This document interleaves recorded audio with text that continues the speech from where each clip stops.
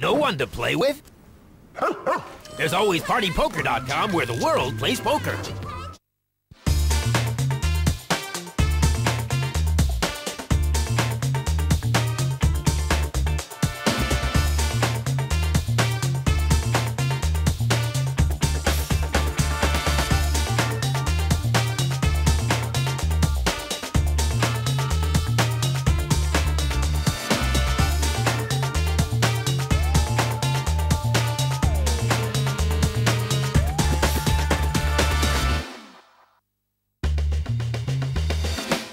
What a game last week. Some great play and emotion. That's what poker's about.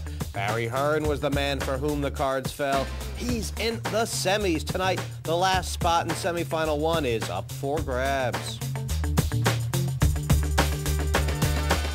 The heat is on. Welcome to the PartyPoker.com European Open. Jesse May joined with actor and poker player extraordinaire Michael Greco. And Michael, today let's talk about bad beats. Bad beats, you get sick to the stomach when you get a bad beat, but it swings and roundabouts as part of a poker player's life, and you have to accept them, and the best players accept them with dignity. I have to say that, and I'm gradually just learning to accept them, but... It's not easy. It's not easy. Now, a bad beat, technically, is when you have the best hand, and then the money goes in, and... The money goes in, and basically one of the worst outdraws to have is maybe when the guy's only got 3 cards to hit on the river. And incidentally he does. And this is exactly what happened in the heat the other day. We had Barry Hearn who had King 5, and we had Chris Parker who had 7-5, and basically the flop has come. Yeah, they were down to 2, so everything was at stake here. Everything was at stake here. Okay, we've got 7-5-8 on the flop, and as you can see, Chris Parker's got two pair. Basically, he's delighted.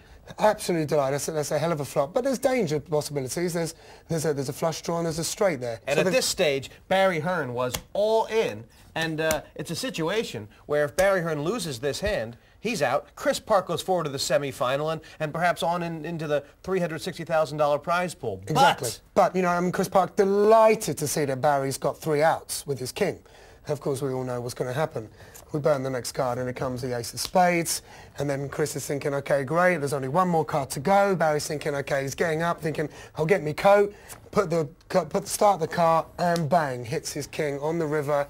Bad beat. I mean, you just look at that and just go, 3 cards out of the whole of these cards here to beat me, and he's hit one of them. Yeah, Chris Park was in shock. Yeah. And, I mean, he did very well to keep his composure, and he was very classy about it. But if that wasn't bad enough, Chris Park still had some money left after that. Okay. And they got the money all in another hand. Barry Hearn picked up the ace-jack of clubs. Chris Park had the ace-5. Now, Chris Park was in a bit of trouble, but when the flop came down, all of the sudden, Park is ahead with the 5. Wow. And he's looking like getting right back in this match. So even though Barry Hearn had the best hand before the flop, on the flop, Chris Park is a favorite. On the turn, gets a little bit worse. 4 hearts out there. Barry Hearn needs a jack, a queen, a 7, a heart. And on the river, he hits the queen of clubs and he dances for glory there. And you know, one or two of these hands is the difference between going out or going into a prize fund of maybe winning $1 million. And as we all know, we've all been there, and it's really difficult to come to terms with. That's what poker means. A bit of emotion there. Let's just have a look on how Barry Hearn and Chris Park reacted to that turn of events.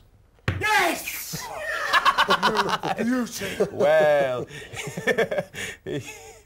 means a lot to him. That's the kind of emotion you can get in poker, and it's fantastic, winning or losing. But obviously, bad beats a part of the game. And let's just hear from former world champion Phil Hellmuth, a man also known for his grace and explosive outbursts at the table. Well, when I have a bad beat, I handle it really well. Yeah, right. I go a little bit crazy. What the heck just happened there? But you know what? When I'm really on top of my game, when it's really important, I'm then going to count my chips down. How many chips do I have left? Yes, I'm still in here. Okay, try to stay focused. Try to forget what just happened. Look at your next hand. Study it a little extra long. Maybe count back from 10. Get yourself back in the game. Because you know what? This is an opportunity for you to have a bad beat and still win. So there we go. The emotions have to roll over you like waves on the sea. But We got 6 players today, and they will be stoic like the wind. Let's see who's in tonight's game and who's sitting where.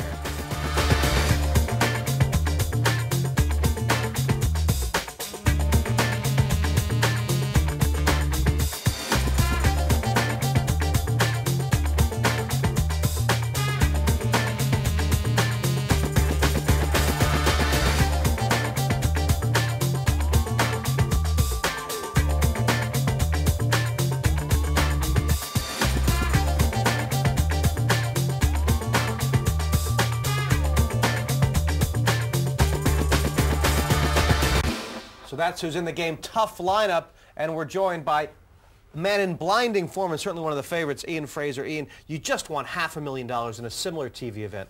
Do you approach this one the exact same way? Yeah, exactly. Yeah. I won't change. Was there any key to the game last time that was a key to victory? I think what helped me win was I didn't change my game right from the first heat.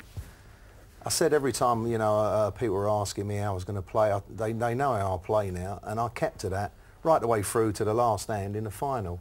A lot of people say I'm going to play aggressive, I'm going to play hold back and do this. I mean, and then you see them when it gets nearer to the big prize, they don't. They sort of change. Ian, I did. Bad beats, sorry to interrupt, bad beats are an integral part of poker playing. Yeah. Have you got the temperament to handle a bad beat? Yeah, of course, you have to, don't you? Yeah. I mean, you just have to remember all the times when you've been on the better side of it. I mean, it does drive you potty. There's no getting away from it, there's some of the things you feel like doing, but you just got to laugh and crack on with it, really. But when we come back, the spruce is loose. Who's the goose? Coming up, the start of this PartyPoker.com European Open Heat.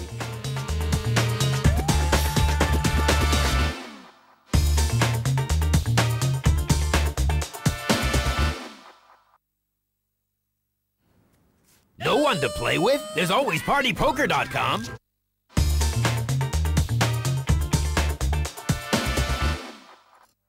So here we go. The players are in. Myself and Michael Greco guiding you through the action. Let's get over to the table. So those are the 6 playing down to 1 for that last semi-final seat open in semi-final number 1. And the players starting with 100,000 in chips as per usual. Blinds at 1 and 2,000. And cards are in the air. So it'll be Steve Platt first to speak. And Steve has never really played outside the Midland satellite area, so he's a bit of a new player, but we've seen first-timers do quite well in this format. Yeah, it's obviously you've got a 6-to-1 chance, but it's a nice hand for Michelle to pick up straight away. Ace-Queen unsuited.